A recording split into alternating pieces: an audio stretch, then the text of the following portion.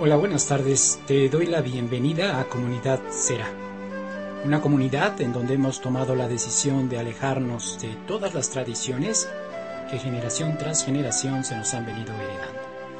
Y el día de hoy vamos a hacer un estudio relacionado con el Día de las Trompetas. Así es que vamos rápido y te voy a pedir de favor que me acompañes en una oración. Por favor, cierra tus ojos, pongámonos en el mismo espíritu y pidamos a Dios para que nos acompañe. Bendito eres tú, Señor, nuestro Dios, Rey del universo, que nos santificas con tus mandamientos y que nos has ordenado recordar, conmemorar al sonido de la trompeta el día de la aclamación, el día en el que nuestro Mesías se presentará ante el mundo para establecer tu anhelado reino. Hoy, Señor, pedimos, rogamos por el despertar de nuestras conciencias. Queremos abrir nuestros ojos hacia un nuevo mundo, hacia un mundo en donde sea solo tu voluntad la que impere. Deseamos el establecimiento de tu reino en la tierra, para que sea tu voluntad en este mundo material, para que sea tu voluntad de una manera total y plena, de la misma manera que lo es en tu mundo espiritual. Queremos que nuestro Rey, el Hijo de David, establezca ya su reino, y que, para el cumplimiento de hasta la más pequeña de las letras de tu ley, demuestre su victoria ante la incredulidad de nuestros enemigos. Te rogamos que nos des el entendimiento para conocer las grandezas que se avecinan. Guíanos, Señor, porque queremos vivir. Te hemos buscado con vehemencia todos estos años, y tu promesa a cambio de eso siempre fue vida. Aun cuando hayamos abandonado este cuerpo, confiaremos en tu poder y en la eternidad de tu pacto. Sé con nosotros durante esta conmemoración del Yom Teruah. Te lo ruego en el nombre de tu Hijo, nuestro amado Redentor Jesucristo de Nazaret, cuyo nombre genuino es Yeshua HaMashiach. Amén. Bueno, como ya dije, el día de hoy vamos a tener un estudio especial. Un estudio que corresponde a un día de fiesta, un día de santa convocación, lo que llamamos el Día de las Trompetas, conocido también con su nombre en hebreo, Yom Teruah. Mi principal objetivo es realizar una explicación simple, sencilla, solo apegado a los textos bíblicos y al contexto general de la Biblia. Me he dado cuenta de que existen en la Internet infinidad de estudios respecto a este tema. Esto no era así hasta hace pocos años. Realmente me da gusto que hoy existan tantas iniciativas que realizan el trabajo de compartir el mensaje de la Biblia desde su contexto adecuado, desde el contexto de sus escritores. Sin embargo, he notado una tendencia que quizá podría no ser del todo buena. Una vez que los ministerios avanzan en su conocimiento del contexto hebreo, dentro del cual se escribió la Biblia, se concentran solo en un grupo de personas que ha crecido juntamente con ellos, logrando, sí, un grado de especialización en el conocimiento del mensaje de Jesús. Pero al mismo tiempo, limitando el acceso a las personas que no conocen mucho del tema. El resultado de todo esto es un montón de supuestos maestros muy dispuestos a recibir las porras de aquellos a quienes han enseñado, pero todos encerrados en un minicírculo que han vuelto todo muy complejo y cerrado para los que aún deben ser alcanzados por la verdad. Yo mismo en algún momento caí en una situación parecida. Si tú exploras un poco en los estudios que he impartido a lo largo de estos años, te darás cuenta que comencé con estudios que incluso un niño podía entender. En la medida que avanzaba en el conocimiento de la Escritura, mis estudios se fueron volviendo más y más complejos, hasta que Dios me puso al frente de un grupo de personas que apenas comenzaban en el estudio de la Biblia. Fue entonces que me vi forzado a regresar a los planteamientos simples. Esto no quiere decir que sea malo pretender estudiar la Biblia en esos niveles que nos permiten descubrir todos los tesoros que están escondidos por debajo de la primera capa. Lo que quiero decir es que esos estudios son solo para personas que ya han superado la primera etapa del estudio general de la Escritura, y deberían ser un segundo objetivo, solo para aquellos que tienen hambre para explorar en las profundidades de la verdadera ciencia, que es el conocimiento bíblico. Pero nuestra prioridad, o al menos la mía, deberá ser esforzarme al máximo para mantener el mensaje accesible para cualquier persona que por primera vez se acerca hoy a la Biblia, lo cual parece ser más difícil que convertirlo en un mensaje complejo. Ya que entendiste el por qué pretendo dar el estudio del Día de las Trompetas de la manera más sencilla posible, espero que te quedes con nosotros y que no subestimes el poder de lo obvio y de aquello que es básico. Solo recuerda que este estudio está dirigido para aquellos que nunca habían recibido ninguna instrucción en cuanto a la celebración del Día de las Trompetas. La primera pregunta que hace la gente cuando le hablamos de las fiestas de Dios es: ¿por qué es que debo celebrar la fiesta de las trompetas? Esta pregunta en sí misma es el resultado de la deformación del mensaje de Jesús. Hoy la gente piensa que Jesús vino a fundar el cristianismo, es decir, que vino a implementar una nueva religión. Pero Jesús fue judío. La esperanza de un Mesías redentor nace de escrituras hebreas, hechas por hebreos, de los cuales provienen los judíos. Cuando Jesús vino al mundo con un mensaje diferente al de su época, Él solo habló de su judaísmo, de la manera en la que Él interpretó la palabra de Dios. Es por eso, por lo que hoy decimos, y a veces sin entenderlo, que Jesús es la Memra de Dios, el Dabar de Dios. Ambos términos significan la palabra de Dios, y fue así como fue hecha carne, de acuerdo con Juan 1:1. Como buen judío, Jesús fue circuncidado al 8º día. Fue inmerso en un baño de purificación llevado a cabo por Juan el Bautista, y se apegó a todas las leyes que su judaísmo le dictaba. El judaísmo de Jesús, a diferencia del judaísmo actual, estaba basado solo y exclusivamente en la palabra escrita de su Padre. En más de una ocasión, Jesús dijo que la palabra que él hablaba no provenía de él, sino de su Padre, que está en los cielos. Estas siempre fueron las cartas credenciales de nuestro Maestro. Por si esto fuera poco, fue el mismo Jesús quien dijo que el propósito de su venida nunca fue borrar lo escrito en la ley ni lo escrito por los profetas, sino que su propósito fue precisamente cumplir lo que la ley y los profetas habían hablado acerca de él. Para evitar la distorsión de esas palabras, cosa que a pesar de todo se hizo, Jesús continúa su explicación diciendo que aquel que desobedece, aunque sea el más pequeño de los mandamientos de Dios, no entraría al reino de los cielos. Y lo contrastó con aquellos que sí obedecen los mandamientos de Dios, haciéndolos partícipes de la herencia del reino. Todo esto es lo que tú lees en Mateo capítulo 5, versículos 17 al 20. Si tú entiendes esto, y fue mismo Jesús quien dijo que debemos obedecer hasta el más pequeño de los mandamientos de Dios, entonces podemos estar seguros de que Jesús también celebró el Día de las Trompetas, tal como su Padre lo implementó. Si es así, y nosotros tenemos el llamado de andar el mismo camino en el que Él anduvo, la conclusión lógica nos dice que, efectivamente, debemos celebrar el Día de las Trompetas. Más allá de la interpretación escritural en cuanto a obedecer uno de los mandamientos de Dios, la celebración en sí misma del Día de las Trompetas implica nuestra participación en un evento de proporciones bíblicas, y hoy vas a entender por qué.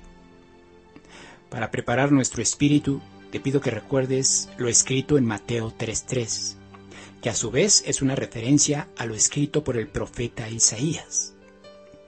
En el Evangelio de Mateo nos encontramos a Juan el Bautista como aquel del cual había hablado el profeta Isaías. Puedes leer la frase: preparad camino al Señor, enderezad sus sendas. Esto quiere decir que la manera en la que debemos preparar la llegada de nuestro Salvador es enderezando nuestros caminos. Esto implica que muy probablemente nuestros caminos están torcidos, es decir, desviados de la palabra de Dios. Esto no es otra cosa que un llamado al arrepentimiento.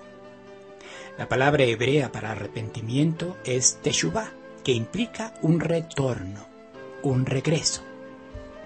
Debemos entender esto como un llamado de parte de nuestro Padre para que regresemos a casa. Dios nos ama tanto que nos pide que regresemos a Él. Pero para que nuestro viaje de regreso tenga éxito, debemos seguir los señalamientos que nuestro Padre ha puesto en el camino para evitar que nos extraviemos. Esos señalamientos son lo que nosotros llamamos mandamientos. De esta manera, puedes darte cuenta de que los mandamientos de Dios no son imposiciones arbitrarias establecidas por un Dios que quiere hacer valer su poderío sobre nosotros, sino que son señales de amor que Dios ha puesto a los hombres a todo lo largo de una travesía para conducir a sus hijos de regreso a su presencia. Preparen el camino al Señor y corrijan sus caminos. Por eso, el llamado de Juan fue: arrepiéntanse, que el reino de los cielos se ha acercado. Es eso lo que vamos a experimentar en un día de las trompetas.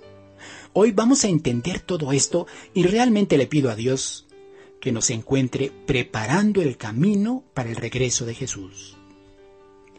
Como punto de partida, debemos entender que existen celebraciones que Dios nos dijo que debíamos celebrar de manera perpetua, en donde quiera que estuviéramos. Esas celebraciones están mencionadas en el capítulo número 23 de Levítico. Aunque el día de hoy me concentraré en la celebración del Día de las Trompetas, es necesario recuperar el contexto total de todas las celebraciones para entender el propósito de ellas. Si solo te explico el Día de las Trompetas y me olvido del resto de las celebraciones, sería algo equivalente a pretender explicar cómo es que debes leer sin antes haberte enseñado las vocales y las consonantes. Así que vamos a leer el capítulo 23 del libro de Levítico. Por favor, abre tu Biblia y acompáñame durante la lectura. Levítico 23, versículo 1. Habló el Eterno a Moisés diciendo: habla a los hijos de Israel y diles: las fiestas solemnes del Eterno, las cuales proclamaréis como santas convocaciones, serán estas. Este versículo nos dice que son fiestas solemnes de Dios. Esto echa por tierra aquella aseveración que dice que estas fiestas son solo de los judíos. No es así. De acuerdo a la Escritura, las fiestas de las cuales nos hablará este capítulo son fiestas de Dios, no solo de un determinado grupo de personas. Así que, tranquilamente, podemos continuar leyendo y aprendiendo para que en la primera oportunidad lo pongamos en práctica. También leemos aquí la frase santas convocaciones. En hebreo, Mikra Kodesh, que no son otra cosa sino una cita con Dios. Son días consagrados en los cuales debemos tener presente que, 1, son una cita con Dios, y 2, por cuanto son una cita con Dios, son días de fiesta. Versículo 3. 6 días se trabajará, mas el 7º día será de reposo, santa convocación. Ningún trabajo haréis. Día de reposo es del Eterno en donde quiera que habitéis. Antes de que este capítulo nos haga mención de cada una de las fiestas del Eterno, nos recuerda que cada semana hay un día que representa una especie de ensayo, preparación para cada una de las fiestas. A este día se le conoce en hebreo como el día de Shabbat, día de reposo, que corresponde al 7º día. Versículo 4. Estas son las fiestas solemnes del Eterno. las convocaciones santas a las cuales convocaréis en sus tiempos. En el mes primero, a los 14 del mes, entre las 2 tardes, Pascua es del Eterno. Bien, en el mes primero es una referencia al mes que en el calendario hebreo es llamado Abib, también conocido como Nisan, el primero de los meses de acuerdo a Éxodo 12:2. El día 14 de Abib se debía celebrar la Pascua, en hebreo Pesaj. Fue precisamente en un día de Pascua cuando Jesús fue sacrificado en la cruz. Así que podemos asegurar que esta fiesta, que fue establecida por Dios cientos de años antes de que Jesús apareciera en la tierra, representa el cumplimiento de un evento profético, la muerte del Cordero de Dios. Pero además, no podemos olvidar que durante la primera Pascua de la historia, Dios liberó al pueblo de Israel de la muerte de los primogénitos, la última plaga que Dios usó para persuadir a Faraón y que de esta manera dejara partir a Moisés junto con toda su gente y sus riquezas. Te vas a dar cuenta que cada fiesta está asociada al cumplimiento profético de eventos relacionados con Jesús. Jesús confirmó todo esto cuando, sentado con sus discípulos durante su cena de Pascua, les dijo: sigan haciendo esto en memoria de mí. Esto tú lo ves en Lucas 22:19. Jesús no nos dio instrucciones para celebrar ninguna última cena, ninguna santa Eucaristía o ningún memorial institucionalizado. Solo nos dijo que siguiéramos celebrando Pesaj, Pascua, pero debemos hacerlo en memoria de Él. Versículo 6. Y a los 15 días de este mes es la fiesta solemne de los panes sin levadura al Eterno. 7 días comeréis panes sin levadura. Éxodo 12:18 nos da las fechas exactas para esta celebración. Allí dice desde el día 14 por la tarde hasta el día 21 por la tarde. Esto quiere decir que durante una semana completa, comenzando desde la cena de Pascua, no podemos consumir nada que contenga levadura. Sin embargo, la levadura física es solo una representación de la levadura espiritual. Esto significa que tanto es importante deshacernos de la levadura física como de aquella que es espiritual, entendiendo por levadura espiritual todo aquello que infla, que exalta, pero que carece de sustancia. Por ejemplo, el pecado, la soberbia, la religiosidad, la hipocresía, etcétera, etcétera, etcétera. Ahora, ¿cómo se cumple esta fiesta en Jesús?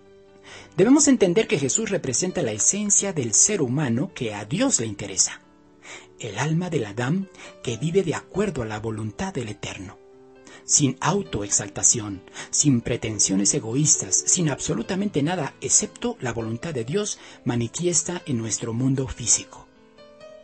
Los panes sin levadura también jugaron un papel importante en la salida del pueblo de Israel en Egipto. Dios le dio instrucciones específicas a Moisés para comer la carne asada del cordero con panes sin levadura. Todo ello como elementos simbólicos que apuntaban hacia la redención del pueblo de Dios. Uno de los principales elementos de la cena de Pascua es precisamente el pan sin levadura. Fue ese pan el que Jesús partió durante su cena con sus discípulos para después compartirlo con ellos diciéndoles: coman, que este es mi cuerpo. Con esto ya nos damos cuenta que las 2 primeras celebraciones se cumplieron en Jesús. Ya podemos concluir sin temor a equivocarnos que las fiestas de Dios son eventos proféticos que encontraron cumplimiento en Jesús. Bueno, algunas ya encontraron su cumplimiento, otras están por cumplirse. Es por esto que hay quien dice que estas celebraciones son una especie de túnel del tiempo, porque nos hablan tanto de eventos que ya se cumplieron en Jesús, como de aquellos que se cumplirán en el futuro próximo. Espero que con esto Dios ya haya captado tu atención respecto a este tema. Continuemos leyendo y vayámonos sumergiendo en nuestro túnel del tiempo. Versículo 7. El primer día tendréis santa convocación, ningún trabajo de siervo haréis. Es importante que notemos que, dada la importancia de los eventos asociados a estas celebraciones, no podemos estar distraídos haciendo labores. Debemos estar concentrados en los avisos de Dios.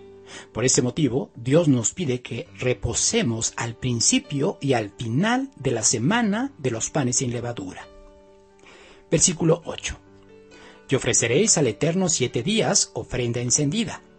El séptimo día será santa convocación. Ningún trabajo de siervo haréis. Una vez que ya se llevó a cabo el sacrificio de Jesús, ya no hay más sacrificios. Eso se entiende para todos aquellos que creemos en la identidad de Jesús en su papel de Redentor y Mesías. Pero aún en el judaísmo no se permiten los sacrificios en la actualidad, y ellos aún no creen en Jesús. ¿No te has preguntado por qué? A partir de la construcción del tabernáculo, que posteriormente se convertiría en el templo, Dios prohibió llevar a cabo sacrificios fuera del área designada para este propósito. Por lo tanto, en la actualidad, aún los judíos están inhabilitados para ofrecer la llamada ofrenda encendida, que no es otra cosa sino la parte del sacrificio que se quemaba en el altar de bronce. Quizá por eso, Dios propició la destrucción del templo a manos de los romanos, pocos años después del sacrificio de Jesús. Versículo 9. Y habló el Eterno a Moisés, diciendo: Habla a los hijos de Israel y diles: Cuando hayáis entrado en la tierra que yo os doy, y seguéis sus mies, traeréis al sacerdote una gavilla por primicia de los primeros frutos de vuestra siega.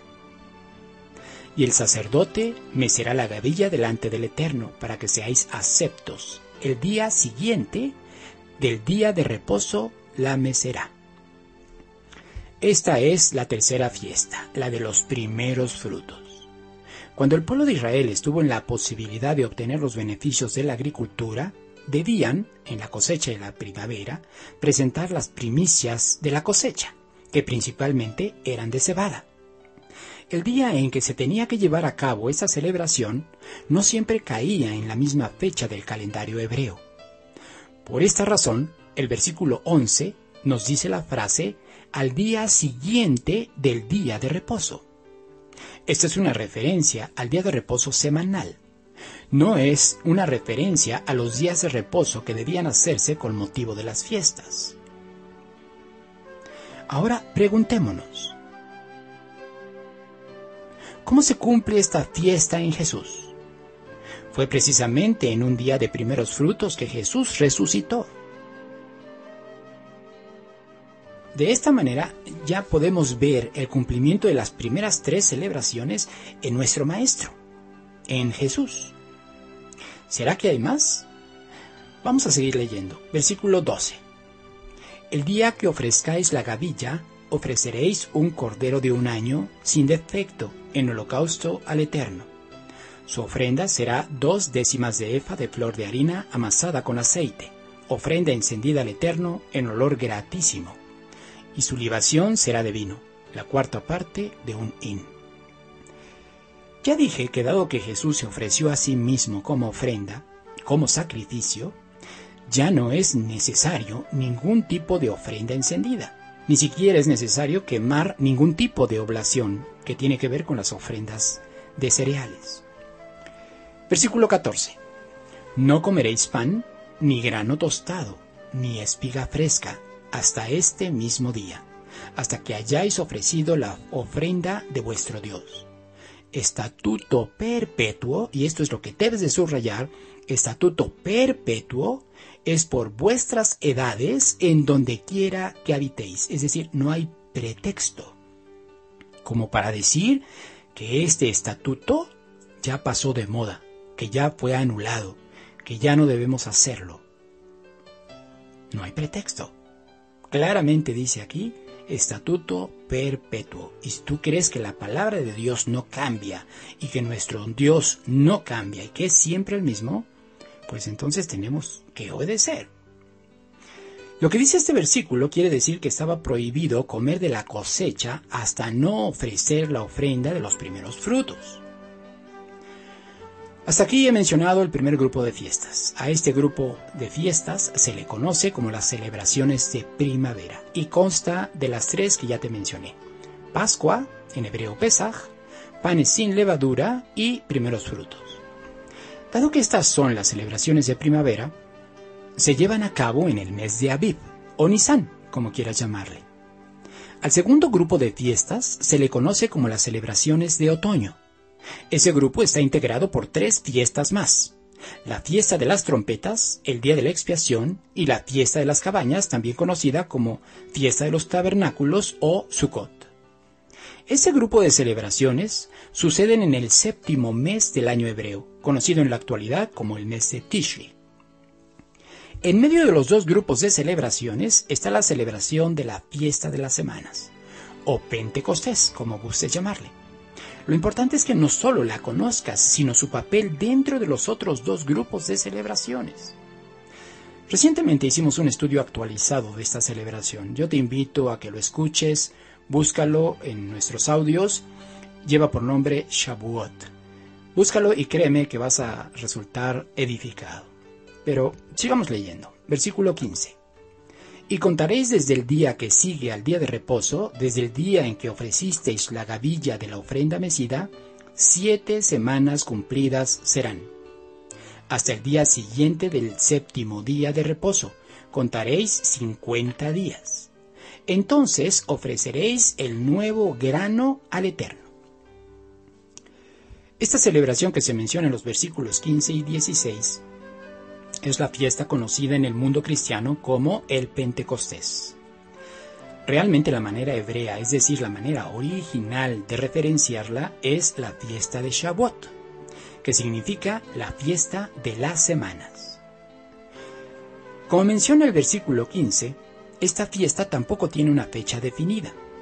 Esto se debe a que está en función de la fiesta de los primeros frutos. A partir de primeros frutos se deben contar 50 días, es decir, 7 semanas más un día. La fiesta de Shavuot siempre coincidirá con un día domingo. Pero cada año debemos estar atentos a cada una de las celebraciones para que no pierdamos la bendición de estar incluidos en ellas.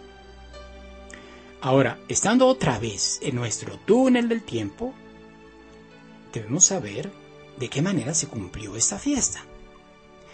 De acuerdo al libro de los Hechos, cuando Jesús ascendió al cielo, dio instrucciones a sus discípulos para permanecer en Jerusalén hasta la llegada del Espíritu de Dios. Fue precisamente durante la celebración de Shavuot cuando el Espíritu del Eterno fue derramado sobre los discípulos. Pero además, fue precisamente durante un día de Shavuot que Dios realizó la entrega de las tablas de piedra que contenían los 10 mandamientos. Yo no sé tú, pero yo he leído esto muchas veces, y cada que lo leo no dejo de maravillarme de la manera en la que Dios nos informa de sus planes. Es por eso que digo que quien no conoce las fiestas del Eterno no sabe cuál es el plan de Dios. Pero para eso estamos aquí, así que continuemos leyendo. Versículo 17. De vuestras habitaciones traeréis 2 panes para ofrenda mecida, que serán de 2 décimas de efa de flor de harina, cocidos con levadura, como primicias para el Eterno. Estos panes debían ser de harina de trigo. Notemos que a diferencia de la fiesta de los primeros frutos, en esta celebración se debían presentar los panes cocidos con levadura. Versículo 18. Y ofreceréis con el pan 7 corderos de un año, sin defecto, un becerro de la vacada y 2 carneros. Serán holocausto al Eterno con su ofrenda y sus libaciones, ofrenda encendida de olor grato para el Eterno. Ofreceréis además un macho cabrio por expiación y 2 corderos de un año en sacrificio de ofrenda de paz. Y el sacerdote los presentará como ofrenda mecida delante del Eterno con el pan de las primicias y los 2 corderos. Serán cosa sagrada al Eterno para el sacerdote. Para que no se te olvide, te repito que actualmente ya no están vigentes los sacrificios. Con el sacrificio de Yeshua nos es más que suficiente, aunque debo aclarar que según el profeta Ezequiel, los sacrificios regresarán durante el milenio del reinado de Jesús. Versículo 21. Y convocaréis en este mismo día santa convocación, ningún trabajo de siervo haréis. Y aparece otra vez la frase, estatuto perpetuo, en donde quiera que habitéis por vuestras generaciones. Notemos que cada celebración implicaba que debíamos detenernos de nuestro diario accionar, hacer un alto en nuestras vidas cotidianas y concentrarnos en los mandamientos de nuestro Dios. Eso es reposar, y eso es lo que debemos hacer siempre que pretendamos ser parte de las celebraciones de Dios. Versículo 22. Cuando segareis la mies de vuestra tierra, no segaréis hasta el último rincón de ella, ni espigarás tu siega. Para el pobre y para el extranjero la dejarás, yo, el Eterno, vuestro Dios. Resulta revelador que después que Dios da la instrucción respecto a la fiesta de Shavuot y antes de dar la instrucción en cuanto al día de las trompetas, haga mención de los pobres y de los extranjeros. Esto debe ser interpretado como una exhortación de parte de Dios hacia el hecho de no olvidar la esencia de las celebraciones. No deben ser repeticiones vacías de actos mecanizados que llevemos a cabo sin el trasfondo adecuado. Si amar a mi prójimo como a mí mismo es el resumen de la segunda tabla de la ley en cuanto a la manera de cumplir los mandamientos que rigen nuestra relación con nuestro prójimo, entonces Dios ve a las santas convocaciones como una manera de demostrar que amamos a Dios con todo nuestro corazón, con toda nuestra alma y con todas nuestras fuerzas, cumpliendo así los mandamientos que aparecen en la primera tabla. Para Dios es tan importante tanto lo uno como lo otro.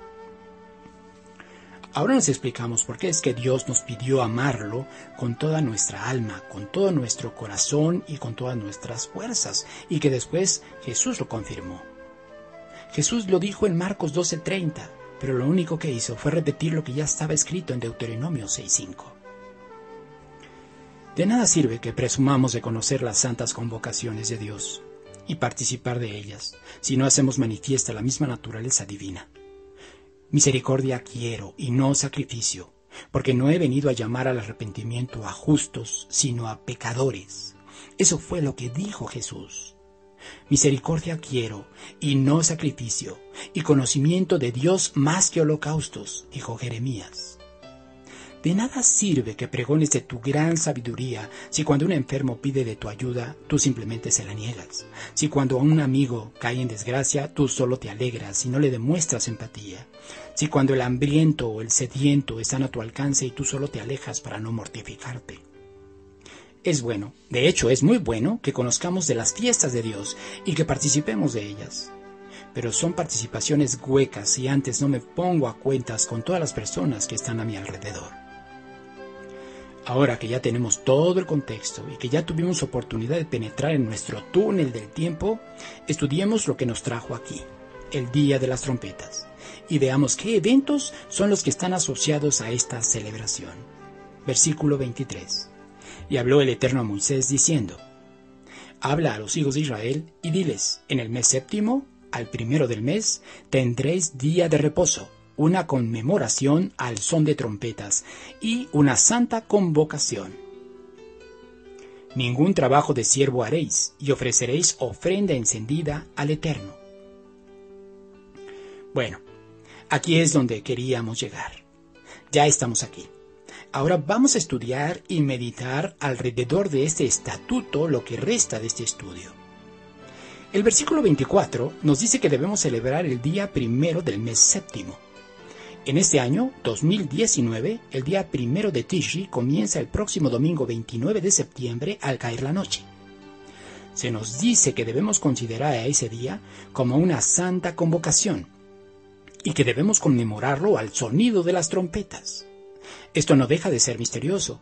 Hasta ese momento no existen eventos pasados asociados a esta celebración. Pero si ya nos hemos dado cuenta que las 4 celebraciones anteriores encontraron cumplimiento en Jesús, ¿no sería lógico pensar que hay algún evento asociado con Jesús y el Día de las Trompetas? ¿Y que está por cumplirse? De hecho, la gran mayoría de los estudiosos expertos en Biblia están de acuerdo que es así. Es mi trabajo presentarte los argumentos bíblicos que nos llevan a obtener la mejor de las conclusiones. La palabra que en el versículo 24 aparece como trompeta, en el hebreo dice terúa. Es por este motivo por el que a esta fiesta se le conoce en hebreo como Yom Terúa. Terúa lo encuentras en el Strong con el número H8643. Y de acuerdo al diccionario Strong, esta palabra puede significar sonido emitido por un shofar, grito de júbilo o grito de dolor, clamor, grito de batalla, alarma, estruendo, sonido de bocina, entre muchas otras definiciones. Por este motivo, se ha interpretado que durante este día tenemos la obligación de escuchar el sonido de un shofar. Eso es correcto, pero si nosotros sabemos que todo lo que pasa en la tierra, en este mundo físico, es un reflejo de algo que está sucediendo en el mundo espiritual, entonces creo que la Escritura nos puede arrojar mucho más luz a este respecto. ¿Qué está sucediendo en el mundo espiritual mientras nosotros escuchamos el sonido del shofar? El shofar es un instrumento hecho a base de un cuerno de carnero o de un antílope.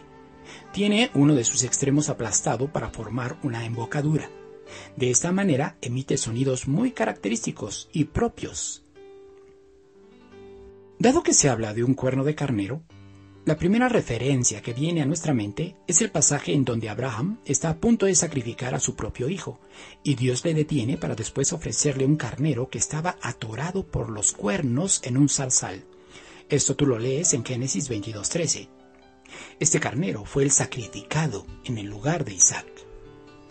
Pero el pasaje en donde encontramos tanto la palabra terúa como la palabra shofar es el que se nos narra en Josué 6. En ese pasaje la Biblia nos cuenta que la ciudad de Jericó estaba cerrada porque ya sabían que el pueblo de Israel iba hacia ellos para iniciar la toma de la tierra que Dios les había prometido.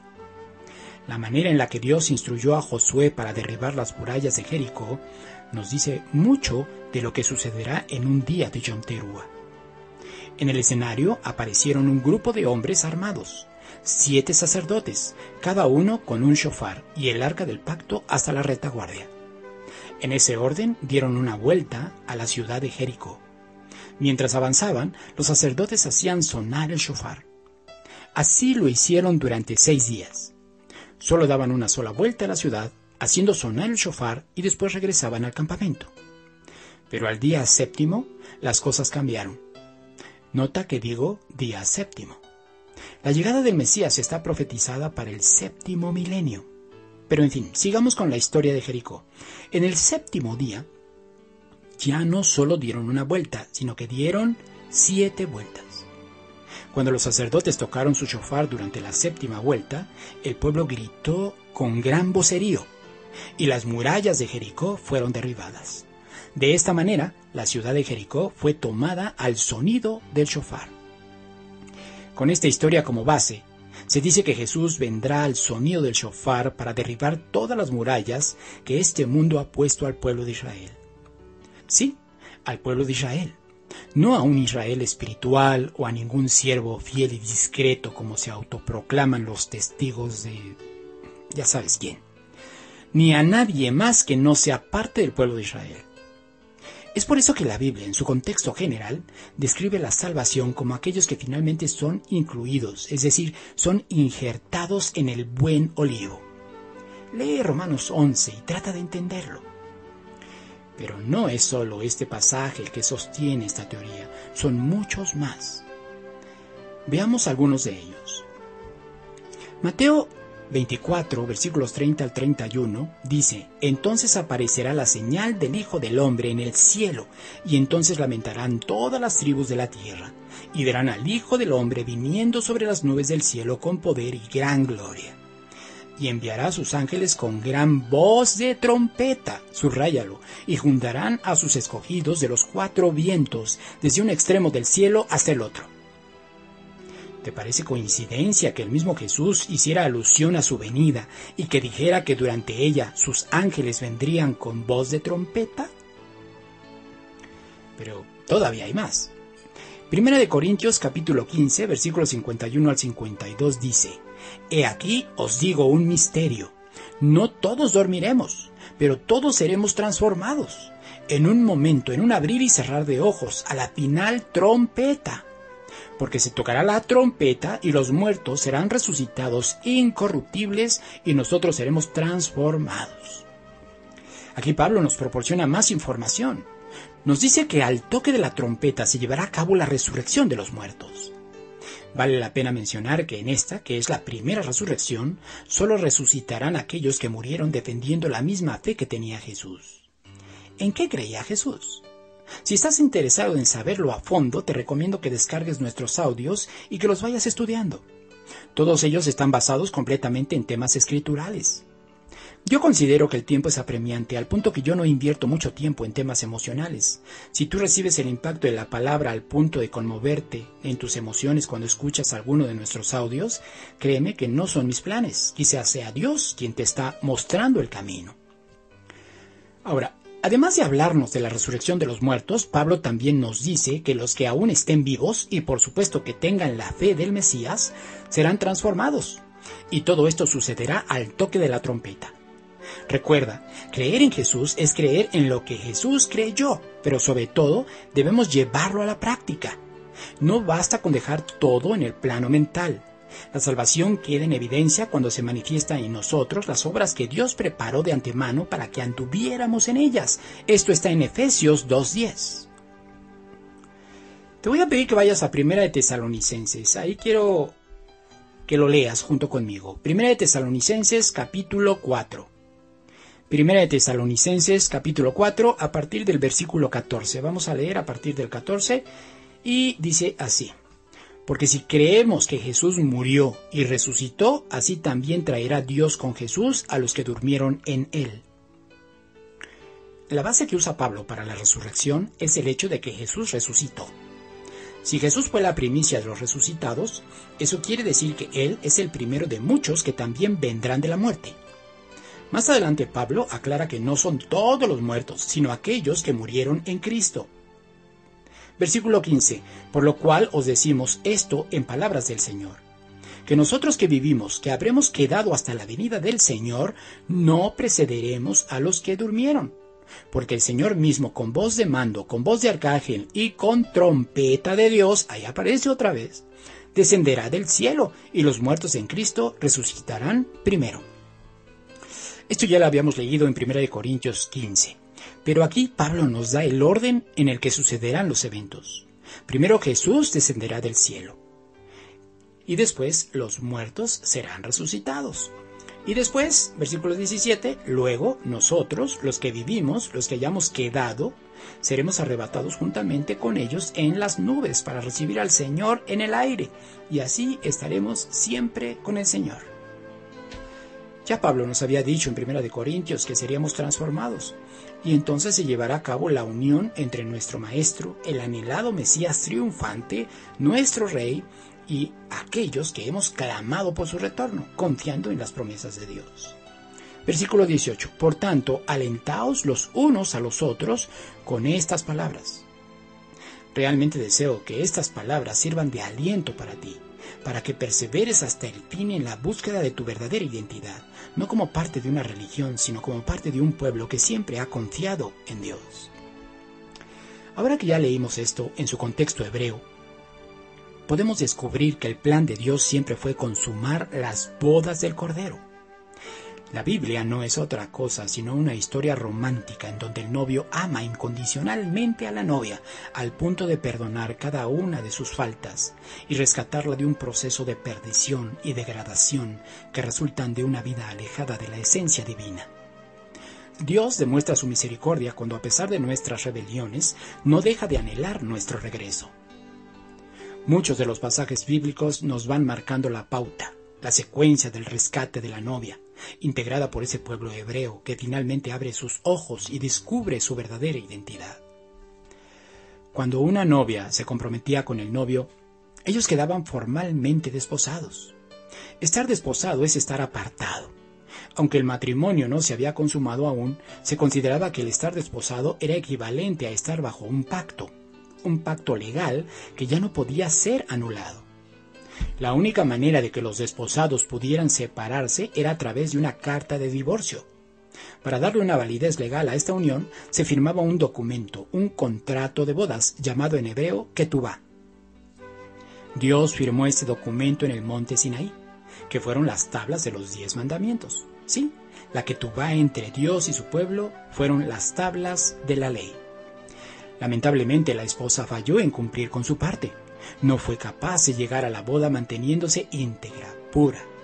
Fue entonces que Dios le entregó carta de divorcio. Es por este motivo que nosotros podemos leer en Jeremías 3:8 que Dios le entregó carta de repudio, esto es, carta de divorcio a la rebelde Israel.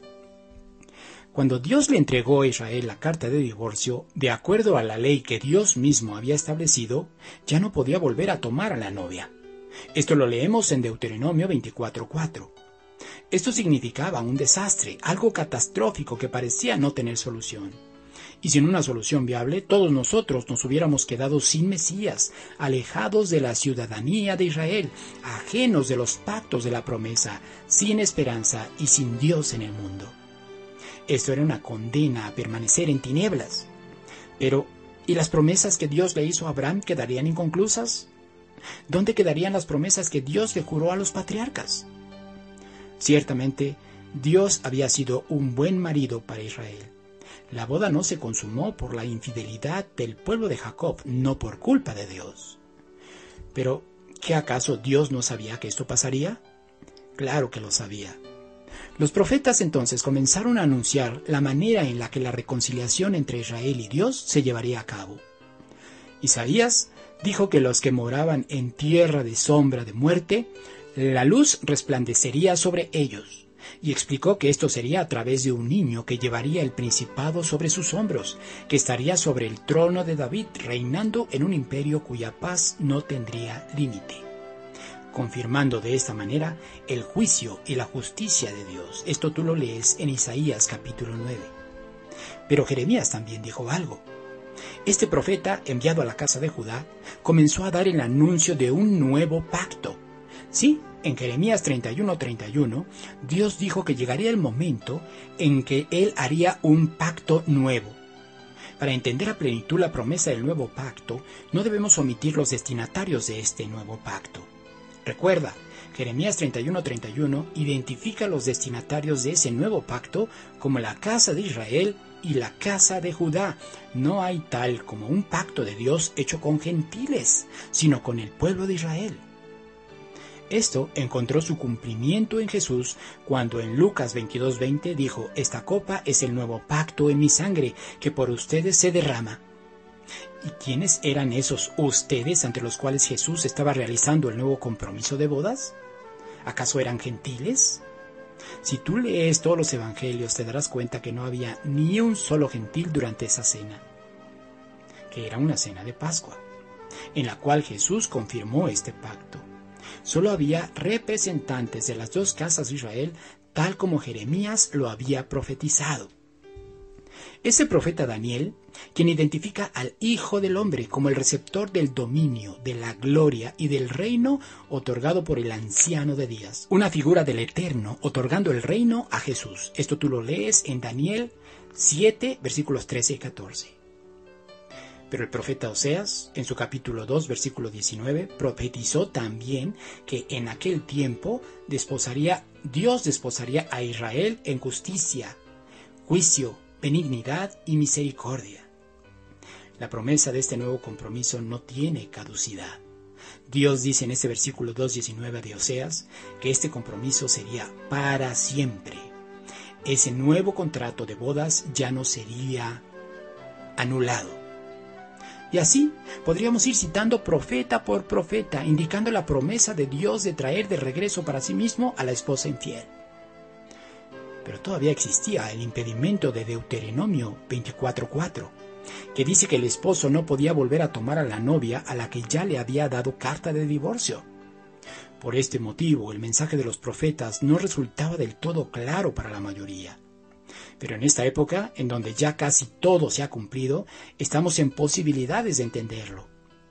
Es el apóstol Pablo quien termina recibiendo la revelación en cuanto a la manera en la que Dios podría recuperar a su novia. Él dijo en Romanos capítulo 7 que efectivamente la mujer está sujeta por la ley al marido, pero que esto era solo en el caso de que el marido siguiera con vida. Si el marido llega a morir, entonces la mujer queda libre de la ley del marido. de tal manera que si la mujer se une a otro hombre mientras el marido vive, entonces comete adulterio, pero si ella se une a otro hombre después de que el marido ha muerto, entonces no podía ser llamada adúltera. Te invito a meditar en esto. Así entenderás por qué era necesario que Jesús estableciera el nuevo pacto sobre la base de su sangre. En el momento que Él muere, Él redime a la rebelde Israel.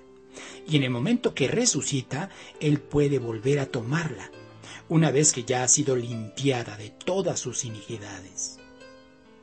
Cuando Jesús resucitó, Israel volvió a quedar desposada con el Eterno. Pero recuerda, el término desposada nos dice que todavía había un proceso que tenía que ser completado para que la boda pudiera celebrarse. Ya que los novios quedaban desposados, entonces el padre del novio enviaba regalo a la novia. El propósito de este regalo era que sirviera para embellecer, limpiar y purificar a la novia. Mientras esto sucedía, el novio debía construir una morada en la que ellos habitarían, ya como esposos. Pero la fecha exacta de la boda era un misterio. No era conocida ni por el novio ni por nadie más, excepto por el padre del novio. Este era llamado el día que nadie sabe. Resumiendo esto último que he explicado, los pasos a seguir, ya que los novios quedaban desposados, eran los siguientes. 1. El regalo del padre del novio a la novia para preparar y vestir a la novia. 2. El novio construía una morada en los terrenos de su padre. Y 3. La boda se llevaba a cabo en el día y la hora que nadie sabe, solo el padre. El regalo del padre del novio a la novia se cumplen con el derramamiento del Espíritu de Dios sobre los discípulos de Jesús, que aunque puede diversificarse, el Espíritu es siempre el mismo. El Espíritu de Dios es el encargado de grabar los mandamientos de Dios en nuestros corazones hechos ya no de piedra, simbolizado por las tablas de piedra, sino de carne. Esto tú lo lees en Ezequiel capítulo 11, versículo 19. De esta manera, la novia es purificada para estar lista y preparada para el novio. Si tú ya has sido persuadido por la Escritura en cuanto a que es necesario que te esfuerces por guardar los mandamientos que las religiones actuales se empecinan en anular, no te quepa duda, eres parte de la novia. Pero si aún crees que ya no es necesario obedecer los mandamientos, yo le ruego a Dios para que el día de Yom Teruah que estamos a punto de celebrar, al escuchar el sonido del shofar, tu espíritu despierte a una nueva realidad. Mientras la novia se encuentra en el proceso de la purificación, el novio está construyendo la morada en la cual habitarán. Esto se cumplió cuando Jesús le dijo a sus discípulos: «En la casa de mi Padre hay muchas moradas, y voy a preparar lugar para ustedes, y vendré otra vez y los tomaré conmigo, para que donde yo esté, ustedes también estén». Más claro, no pudo haber sido. La fecha de la boda es la parte más importante de este proceso. Al menos lo es para nosotros, que nos encontramos a la expectativa, a la espera de esa otra vez en la que Jesús vendrá para tomarnos para Él. Este día grandioso ha sido revelado para esta generación. Para entenderlo, primero debemos saber que existen expresiones idiomáticas que aplican de manera intercambiable tanto para el día de una boda como para un día primero de mes. A esas expresiones idiomáticas se les llama hebraísmos. Básicamente son dos expresiones: el día escondido y el día y hora que nadie sabe. Voy a explicarlo brevemente, ya que es necesario entender esto para ensamblar todas las piezas y que no te quepa la menor duda en cuanto a la interpretación. El calendario hebreo, que también es el calendario que Dios toma de referencia, se basa en el ciclo lunar. La duración de un mes es lo que dura la luna visible en el cielo. Después desaparece y permanece oculta durante un periodo que puede ser de 24 y hasta 48 horas. En la actualidad ya se cuenta con la tecnología suficiente para saber con exactitud, antes de que acontezca, la hora y el día exacto en el que la luna volverá a aparecer. Pero en la antigüedad eso no era así. No se sabía con precisión ni el día ni la hora.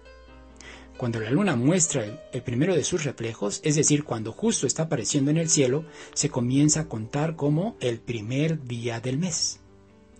Dado que la fiesta de las trompetas fue establecida por Dios en un día primero del mes de Tishri, podemos decir que Dios estableció esta fiesta en un día escondido, o bien en un día y hora que nadie sabe. Esto quiere decir que Dios usó el día 1 de Tishri para unir los conceptos de matrimonio con el día escondido y con un día y hora que nadie sabe. Con esto en mente, ahora con un entendimiento renovado, seguramente estaremos habilitados para entender muchas de las palabras de Jesús. Y aquí sí te voy a pedir que vayas otra vez a la Escritura. Mateo 24. Mateo 24, no lo vamos a leer todo, solo vamos a leer lo necesario para que nos quede claro.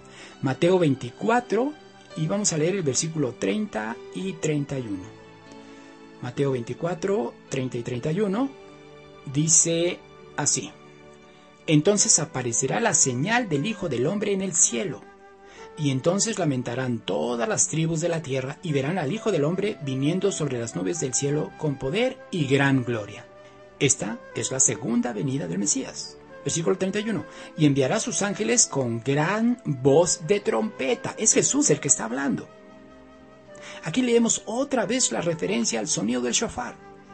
Y juntarán a sus escogidos de los 4 vientos, desde un extremo del cielo hasta el otro. Ahora salta hasta el versículo 36. Ahí dice: Pero del día y la hora nadie sabe, ni aun los ángeles de los cielos, sino solo mi Padre. ¿Qué está diciendo Jesús con este hebraísmo? Él dice, esto sucederá en un día de las trompetas, en un día de Yom Teruah. Ese día serán las bodas del Cordero. Si esta es la primera vez que escuchas esto, seguramente estarás impactado como yo lo estuve la primera vez que me enteré de esta profecía. No cabe duda que el espíritu de profecía se está moviendo por todo el mundo. Pero quizá te estés preguntando, ¿será esto cierto? A mí me habían enseñado que no era posible saber absolutamente nada en cuanto al día de su venida. Es más, hasta me habían dicho que Jesús vendría como ladrón en la noche. Bien, vamos entonces a ese pasaje, para que salgamos de toda duda. Primera de Tesalonicenses, capítulo 5. Por favor, abre tu Biblia, si no la tienes abierta todavía, y ve a Primera de Tesalonicenses, capítulo 5. Y vamos a ver si esto que nos han enseñado de que no podemos saber cuándo vendría Jesús es cierto. Versículo 1. Pero acerca de los tiempos y de las ocasiones, no tenéis necesidad, hermanos, de que yo os escriba. Porque vosotros sabéis perfectamente que el día del Señor vendrá así como ladrón en la noche. Aquí está la referencia que se usa para justificar que la segunda venida de Jesús está oculta en cuanto a los tiempos. Pero sigamos leyendo. Solamente así saldremos de dudas. Versículo 3. Que cuando digan paz y seguridad, entonces vendrá sobre ellos destrucción repentina, como los dolores a la mujer encinta, y no escaparán. Mas vosotros, hermanos, no estáis en tinieblas para que aquel día os sorprenda como ladrón. Pablo le está diciendo a la congregación de Tesalónica, aplicando el razonamiento inverso, que si el día del Señor los sorprende es porque están en tinieblas. Esto quiere decir que si no estamos en tinieblas, entonces debemos saber cuándo es que Jesús vendrá. Para aquellos que están en tinieblas, sí, efectivamente, Jesús vendrá como ladrón en la noche. Versículo 5. Porque todos vosotros sois hijos de luz e hijos del día, no somos de la noche ni de las tinieblas. Por tanto, no durmamos como ¿quién? Como los demás, sino velemos y seamos sobrios. Pues los que duermen de noche duermen, y los que se embriagan de noche se embriagan. Pero nosotros que somos del día, seamos sobrios, habiéndonos vestido con la coraza de fe y de amor, y con la esperanza de salvación como yelmo. Aquí Pablo nos está diciendo que no basta con que sepamos lo que ahora sabemos, sino que debemos ser sobrios, tener una fe firme, amándonos unos a otros y manteniendo la esperanza de la salvación. Versículo 9. Porque no nos ha puesto Dios para ira, sino para alcanzar salvación por medio de nuestro Señor Jesucristo, quien murió por nosotros para que ya sea que velemos o que durmamos, vivamos juntamente con Él. Por lo cual, animaos unos a otros y edificaos unos a otros, así como lo estás haciendo. Aquí tenemos que decirle a Pablo, gracias Pablo, por darte cuenta que estamos haciendo la tarea. Pero en el versículo 6, Pablo dice que no durmamos como los demás. Preguntémonos, ¿cómo quiénes? Vamos a leer una de las parábolas que nuestro maestro planteó y que aplica perfectamente a todo lo que implica no dormir y estar firmes, sobrios y con nuestra fe perfectamente definida. Mateo 25. Vámonos a Mateo 25. Vamos a leer ahí 13 versículos, del 1 al 13. Mateo 25. Esta parábola es muy conocida. Vamos a ver qué es lo que realmente quiso enseñar Jesús cuando habló de esta parábola, que es la parábola de las 10 vírgenes. Versículo 1. Entonces el reino de los cielos será semejante a 10 vírgenes que tomando sus lámparas salieron a recibir al esposo. La lámpara está siempre asociada a la luz y siempre que hablamos de luz, hablamos de la Torá. Los primeros 5 libros de la Biblia que fueron el centro de la predicación de Jesús. La palabra que yo hablo no es mía, sino la de mi Padre, es lo que Jesús siempre dijo. El punto es que esta historia involucra 10 vírgenes que están a la expectativa de la llegada del esposo, tal como lo estamos nosotros, y para ello tienen la luz de la instrucción divina, tal como la tenemos nosotros. Versículo 2. 5 de ellas eran prudentes, como nosotros, y 5 insensatas, ahí sí no aplicamos. Versículo 3. Las insensatas, tomando sus lámparas, no tomaron consigo aceite. Mas las prudentes tomaron aceite en sus vasijas, juntamente con sus lámparas. El aceite es un símbolo del Espíritu de Dios. De acuerdo a Ezequiel 11, versículos 19 al 20, el objetivo del Espíritu de Dios es quitarnos el corazón de piedra, que siempre es reacio a obedecer los mandamientos de Dios, y darnos un corazón de carne. Además de grabar en ese corazón de carne los mandamientos de Dios para que andemos en ellos. Si tú quieres saber si posees o no el Espíritu de Dios, solo haz un autoanálisis y verifica si tu corazón está recibiendo la instrucción que viene de Dios o si solo estás justificando tu alejamiento. Esto quiere decir que de nada sirve que andes con la Biblia bajo el brazo o que incluso la uses de almohada para tenerla cerca de ti por las noches, si no estás interesado en conocer y obedecer los mandamientos de Dios. Tenemos que darnos cuenta que Jesús enfatiza la diferencia entre personas que poseen ambas cualidades, tener el conocimiento y la obediencia, y aquellas que solo poseen una sola, el conocimiento. Ya ni siquiera digamos de aquellos que no tienen ni el conocimiento, ni mucho menos, por supuesto, la obediencia. Versículo 5. Y tardándose el esposo, cabecearon todas y se durmieron. Y a la medianoche se oyó un clamor: «Aquí viene el esposo, salid a recibirle». Esta era también una costumbre en el desarrollo de una boda. Cuando la casa que estaba siendo construida por el novio en los terrenos de su padre mostraba los avances que a juicio del padre ya eran los adecuados, entonces el padre enviaba al hijo para que fuera por la novia. Entonces los amigos del novio le acompañaban, anunciando su llegada con júbilo. Pero además, ¿qué crees que hacían sonar? Efectivamente, un shofar. Para cuando el novio llegaba, la novia debía estar lista. Es por eso que la algarabía comenzaba desde que el novio salía por ella. Desde hace años se han escuchado extraños sonidos en el cielo en varios países en el mundo.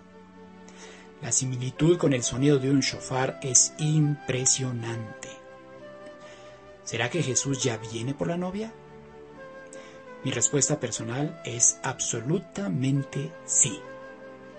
Si no me crees, solo entra a YouTube y busca sonidos de shofar en el cielo y te vas a dar cuenta que estos sonidos se han escuchado por muchos países en el mundo, incluyendo Chile, incluyendo España, incluyendo Jerusalén, incluyendo México, en muchos lugares.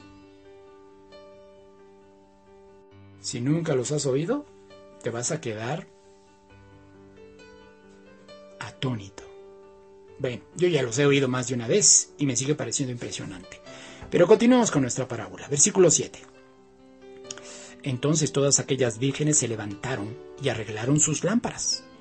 Todos los que anhelamos la venida de nuestro Salvador tenemos que tener lista nuestra lámpara. Una manera de hacerlo es precisamente haciendo lo que estamos haciendo hoy. estudiar y usar nuestro raciocinio para renovar nuestro entendimiento y entender que Jesús vendrá en un día de Yom Teruah. Versículo 8. Y las insensatas dijeron a las prudentes: dadnos de vuestro aceite, porque nuestras lámparas se apagan. ¿Qué están diciendo las vírgenes? Estas vírgenes insensatas. Algo así como: todavía no obedezco lo suficiente. Todo este tiempo dije que los mandamientos ya no había que obedecerlos. Esas son las vírgenes que carecen de aceite. Versículo 9. Mas las prudentes respondieron diciendo: para que no nos falte a nosotras y a vosotras, id más bien a los que venden y comprad para vosotras mismas. Ve y compra tu aceite con aquellos que te vendieron una supuesta doctrina de prosperidad, que no es otra cosa que mercadeo. Ya que siempre realizaste transacciones comerciales con la palabra de Dios, en lugar de simplemente obedecer lo que estaba escrito, ahora ve y diles que te vendan el aceite. Versículo 10. Pero mientras ellas iban a comprar, vino el esposo, y las que estaban preparadas entraron con él a las bodas, y se cerró la puerta. Después vinieron también las otras vírgenes diciendo: Señor, Señor, ábrenos. Mas él, respondiendo, dijo: de cierto os digo que no os conozco. En Lucas 13:27 Jesús lo dice más claro. Allí les dice: hacedores de maldad. ¿Qué es hacer lo malo? De acuerdo a 1 de Juan 3:4, todos los que infringen la ley de Dios, esto es la Torá de Dios, y lo hacen de manera intencional, cometen pecado. Esto quiere decir que los hacedores de maldad son todos aquellos que violan los mandamientos de Dios, establecidos en la ley de Dios. Versículo 13. Velad pues, porque no sabéis el día ni la hora en que el Hijo del Hombre ha de venir. Ya dije que este es un hebraísmo usado para referirse a la llegada del novio en un día de toque de trompetas, es decir, en un día de Yom Teruah o en un día primero del mes de Tishri. Pero hasta aquí, nuestro viaje en el tiempo ha explorado mucho de los acontecimientos que sucedieron en el pasado. Es hora de ir al libro que por excelencia es recurrido cuando la gente, ya sea por curiosidad o por verdadero temor de Dios, están interesados en saber lo que sucederá en el futuro, en el día del Señor. Vayamos a Apocalipsis. Bueno, ya no vayas. Solo pon atención a mi lectura. Ya no explicaré nada. Solo son las últimas piezas del rompecabezas para que termines de armarlo y ver la imagen completa, para que tú decidas si todo lo que te he planteado con ese estudio es cierto o no. A final de cuentas, es tu decisión.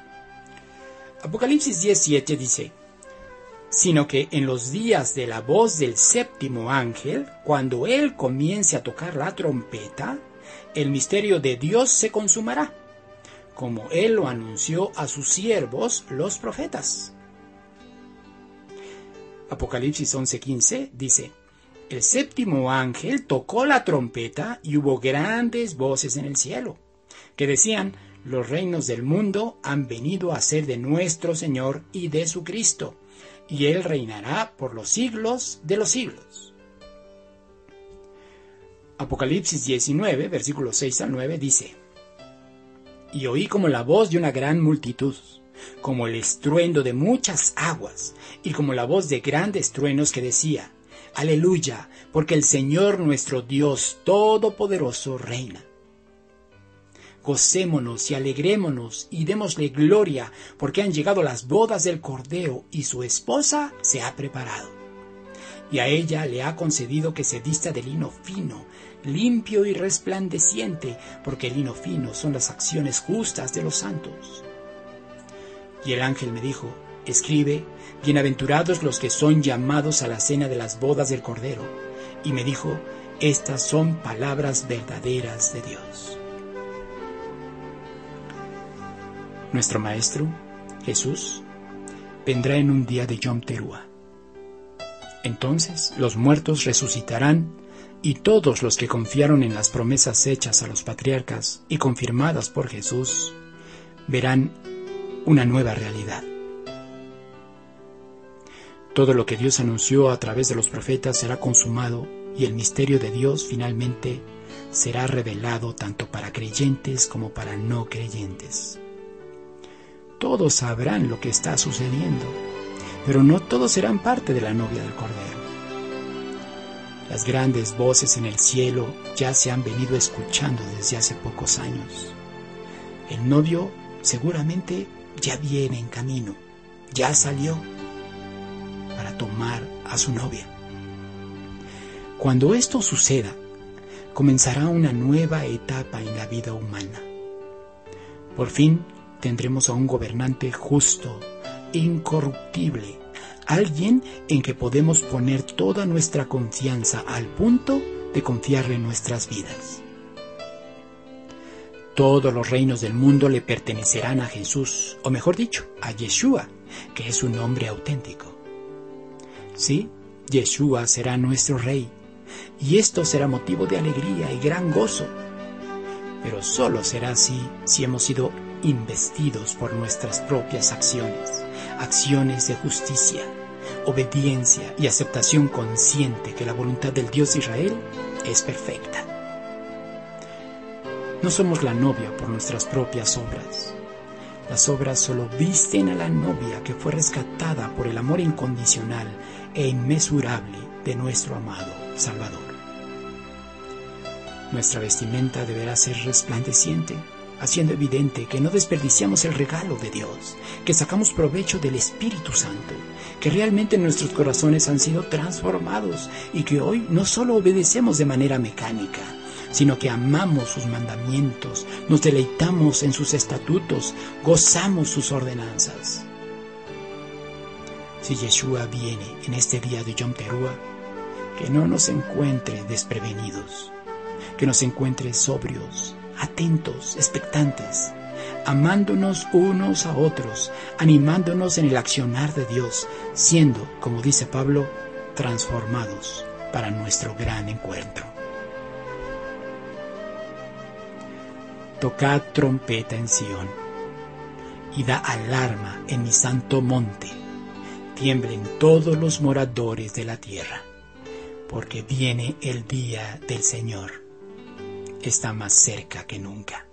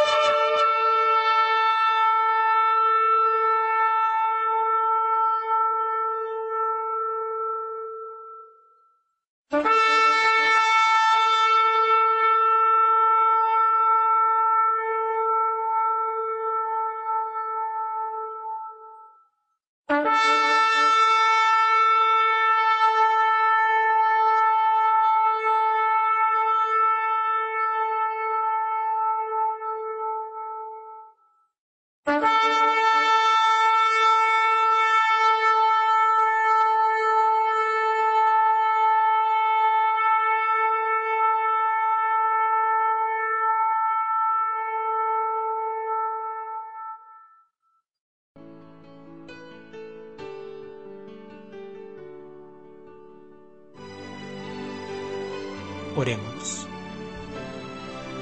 Padre, Dios nuestro y Dios de nuestros padres, tú que reinas sobre todo el universo desde el cielo, te suplico que en este día de Yom Teruah, al escuchar el sonido del shofar, todo ser humano sepa que tú, Señor, eres el Creador, que cada criatura se dé cuenta de que tú eres su Hacedor y que cada criatura que respira clame al Señor.